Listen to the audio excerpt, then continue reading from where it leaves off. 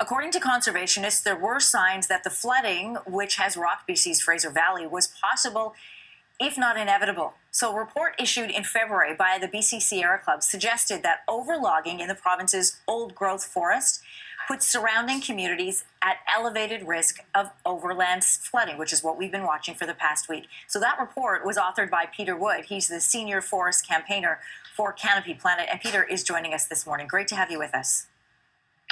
Good morning. Thanks for having me. Just to give some context to this, according to provincial data, roughly 447,000 acres of BC forest is logged for timber production. So 70% of that comes from the province's interior. And your report specifically concerns BC's old-growth forests.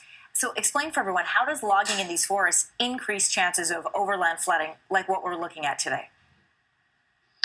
Well, healthy, mature forests with a well-developed canopy and a rich understory kind of act as a giant sponge. It absorbs and releases water slowly, kind of everything in moderation, if you will. The root structures holding soil to steep slopes, they've been in development for thousands of years.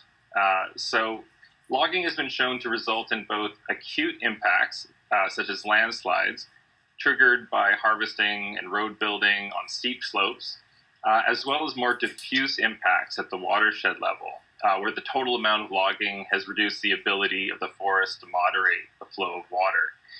For example, UBC scientists have found that logging can result in up to a fourfold increase in the frequency of large floods.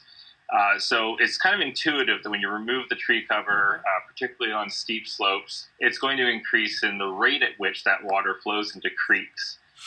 Without the root structures, it leads to erosion. And that's exactly what science confirms. Yeah, Peter, one of the things that jumped out to me from your report says this: BC has entered a new era of climate and emergency that is marked by risks to communities, and forest management must be adapted to mitigate it. Now, timber production, we know, is crucial to BC's economy. Its two largest exports are consistently wood and paper products.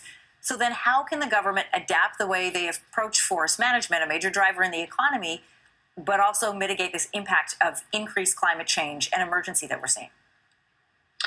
It's really a matter of priorities, and we really need a paradigm shift where we put safety of communities first, and then see what kind of timber volumes are possible after that. And we really need to shift to focusing on the health of the forest and a real long-term vision instead of these very near-term timber objectives.